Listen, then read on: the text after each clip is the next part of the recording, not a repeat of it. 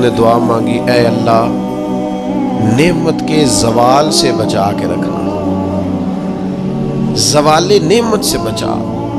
زوال نعمت صرف یہ نہیں ہوتا کہ پیسے چلے جائیں، یہ بھی زوال نعمت ہے کہ انسان تہجد پڑھتا تھا اور اب 5 نمازوں کی بھی توفیق حاصل نہیں، یہ بھی زوال نعمت ہے کہ مکمل اسے قرآن مجید یاد تھا، اب ایک رکوع بھی پڑھ نہیں پاتا، یہ بھی زوال نعمت ہے کہ اس کی زبان پر شکر رہتا تھا اور شکوہ شروع ہو گیا، یہ بھی زوال نعمت ہے کہ اس کے دل کے اندر ہمیشہ صبر کے جذبے موجزن رہتے تھے، لیکن اب بے چینی، بے قراری، اضطراب اور جلد بازی آ گئی۔ حضور علیہ السلام نے دعا فرمائی، ہے اللہ زوال نعمت سے بچا۔ اور رب کریم نے بھی قرآن حکیم میں جو ارشاد فرمایا نا، فرمایا وَاشْكُرُوا لِي وَلَا تَكْفُرُوا، میرا شکر ادا کرنا، کفر نہ کرنا، کفران نعمت نہ کرنا، شکر کرنا۔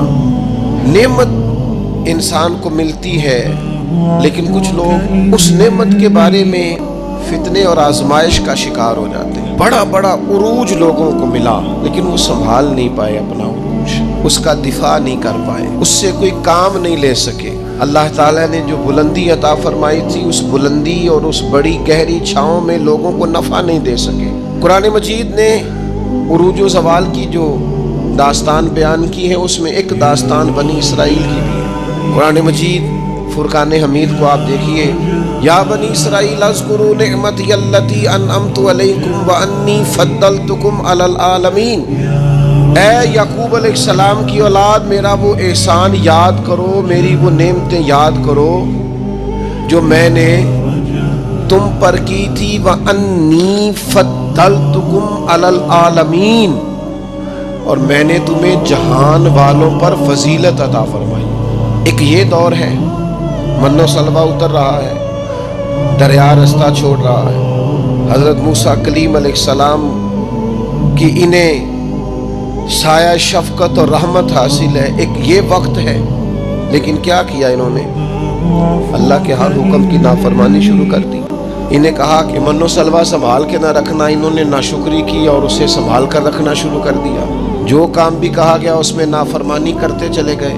وہی قرآن مجید جو چند آیات پہلے کہتا ہے نا، انی فضلتکم علی العالمین، اے یعقوب کی اولاد، ہم نے تمہیں تمام جہانوں پر فضیلت عطا کی، وہی قرآن مجید آگے جا کے کہتا ہے جب میری نافرمانی کی، وَضُرِبَتْ عَلَيْهِمُ الذِّلَّةُ وَالْمَسْكَنَةُ، فرمایا ہم نے ان پر ذلت اور مسکینی مقرر کر دی۔ جس رب نے فضیلت دی تھی، پھر اسی رب نے ان پر ذلت مقرر کر دی۔ کیوں؟ کفران نعمت کیا ہے، اللہ کی نافرمانی کی ہے، خدا کے فضل سے ملی ہوئی چیزوں کو اپنی ذاتی جاگیر سمجھا ہے، مسلسل اللہ کے انبیاء کو ستایا ہے، نبیوں کا قتل تک معاذ اللہ کیا۔ یہ عروج و زوال کا عجیب رنگ دیکھو کہ انی فضلتکم علی العالمین وضربت علیہم الذلہ، ایک ہی پارے میں، ایک ہی مقام پہ۔ دعا کرو رب کریم جب عزت دے تو پھر ذلت سے بچائے، اللہ جب آسانی دے تو پھر دقت سے بچائے، رب کریم جب رحمت کرے تو پھر اپنے غضب سے بچائے، اللہ جب عطا کرے تو پھر اپنی ناراضگی سے بچائے۔ زوال نعمت بڑی تکلیف ہے، زوال نعمت بڑی آزمائش ہے۔ انسان کے پاس جب نعمت ہو تو اس سے چھن جائے، وہ بڑا تکلیف والا معاملہ ہے۔ تو نعمتیں چھنتی کیوں ہیں؟ زوال نعمت ہوتا کیوں ہے؟ چند ایک باتیں آپ کی خدمت میں عرض کرنی ہے کہ انسان سے نعمتیں چھنتی کیوں ہیں۔ سب سے پہلی بات تو یہ ہے کہ جب لوگ نعمت کی قدر نہیں نہ کرتے، نعمت رخصت ہو جاتی۔ نبی کریم صلی اللہ تعالیٰ علیہ وسلم گھر تشریف لائے تو روٹی کا ایک ٹکڑا پڑا ہوا تھا زمین پر، تو حضور نے اٹھا کے فرمایا عائشہ اس کی قدر کرو، یہ جس گھر سے ناراض ہو جائے لوٹ کر نہیں آیا کرتا۔ اللہ نے نعمت دی ہے، لوگ قدر نہیں کرتے۔ میں نے بہت سارے مالدار دیکھے، ان کے بچے پیسوں کی قدر نہیں کرتے، رزق کی قدر نہیں کرتے، صحت کی قدر نہیں کرتے۔ اللہ نے اگر آسانی دے دی ہے پڑھنے کی، لکھنے کی، سمجھنے کی، قدر نہیں کرتے۔ یہاں تک کہ کچھ لوگوں کو رب کے بندے میسر آتے ہیں، خیر سیکھنے کا موقع ملتا ہے پر بے قدرہ نے قدر نہ کی تھی تے کیتی خوب تسلی ہو دنیا دار پجاری زر دے کتیاں دے گل ٹلی ہو تے بک بک روشن اکھیاں تکیو ویکھ حویلی کلی ہو کوج نصیر اساں جدوں کیتی پہ جانی تھر تھلی ہو نا قدری یہ بھی زوال کا باعث بنتی ہے۔ اللہ نے نعمت دی ہے اس کی قدر کرو، صحت کی قدر کرو، آواز کی قدر کرو، ہمت ہے تو اس کی قدر کرو۔ نعمت کی قدر نہیں کرتے لوگ۔ پیسے سے پیار کرنا اور ہے، اللہ کے دیے ہوئے رزق کی قدر کرنا یہ اور ہے۔ ہم نا قدرے ہو جاتے ہیں۔ بہت ساری چیزیں ہماری بغیر محنت کے ہمیں ملی بھی ہوتی ہیں تو ہم اس کا احساس نہیں کرتے۔ کبھی اس جگہ کھڑے ہو کے سوچو جہاں وہ شخص کھڑا ہے جس کے پاس وہ نعمت موجود نہیں ہے۔ میں گاڑی میں سفر کر رہا تھا، بچہ میرے ساتھ گاڑی چلا رہا تھا، تو 2-4 دیہاتی لوگ گاڑی کے آگے وہ سڑک پہ کھڑے تھے، تو اب سمجھ نہیں آ رہی تھی کہ یہ آگے کی طرف جانا چاہ رہے ہیں کہ پیچھے کی طرف آنا چاہ رہے ہیں۔ اس بچے نے سخت لفظ کہے کہ یار حد ہو گئی ہے، لوگوں کو سڑک کراس کرنے کی بھی عقل نہیں۔ میں نے کہا پتر یہ مقام شکر تھا، میں نے بسوں پہ سفر کیا ہے، مجھے اس کی تکلیف کا پتہ ہے۔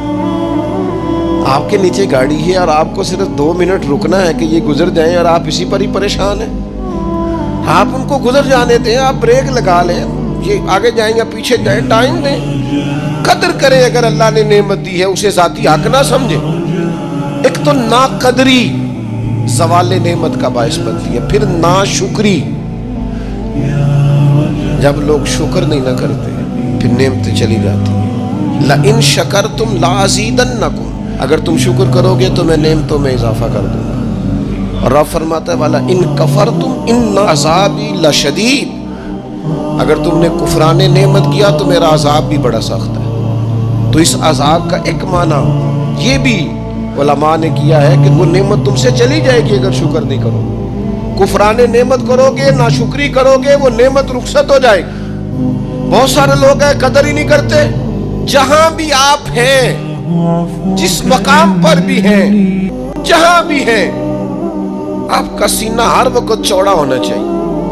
میں اپنے دوستوں کو سمجھانے کے لیے کہا کرتا ہوں کہ میں ناز سے کہتا ہوں جس طرح کے استاد مجھے ملے ہیں دنیا میں کسی کو نہیں ملے، اور جس طرح کے ماں باپ مجھے ملے ہیں میرا خیال ہے شاید کسی کو نہ ملے ہوں، اور پھر اس کے بعد جس طرح کے دوست، شاگرد، مرید، پیار کرنے والے کہ دیکھو نا دوستوں کو جگہ نہیں ملی، کھڑے ہیں یہاں پہ۔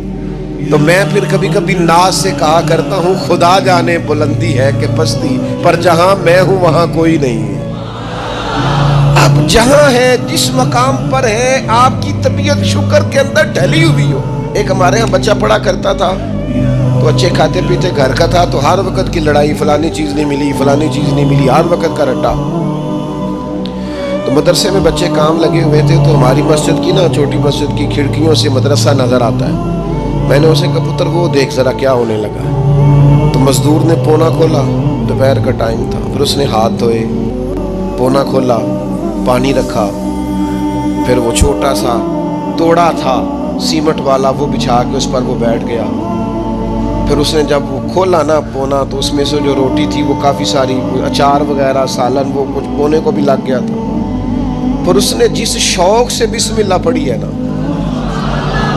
اور جس مزے سے روٹی کھائی ہے نا اس نے، اور پھر اسے اس کا تلفظ نہیں ٹھیک ہوگا، پر لفظ تاثیر سے بنتے ہیں تلفظ سے نہیں۔ ہو سکتا ہے اسے سیکھنے کی ضرورت ہو، لیکن اس نے جب وہ کھا کے ہاتھ اٹھائے نا اور کپڑے سارے مزدوری سے بھرے ہوئے، اور جس ذوق سے اس نے آسمان کی طرف دیکھا، میں نے کہا پتر اس کو رزق کھانا کہتے ہیں اور اس کو شکر کرنا کہتے ہیں۔ یہ لائن لگی ہوئی ہے کھانے پینے والی چیزوں کی، اور میں نہیں کھانی تو میں نہیں کھانی تو یہ میری پسند کی نہیں ہے، تو یہ میرے ابا جی کہا کرتے تھے بھوک لگی ہوئے تے ہر شے دا سواد ہے، تے نہ لگی ہوئے تے بڑے نخرے نے۔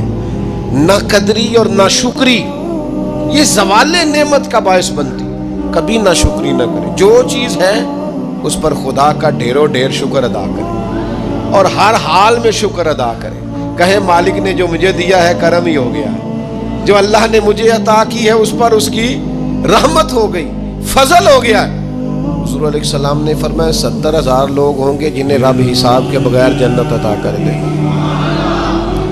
فرشتے بھی حیران ہو کے پوچھیں گے تم کون ہو, کوئی حساب کتاب ہی نہیں ہوا. وہ کہیں گے ہم وہ ہیں جو ہر حال میں اپنے رب کا شکر ادا کرتے ہیں. اللہ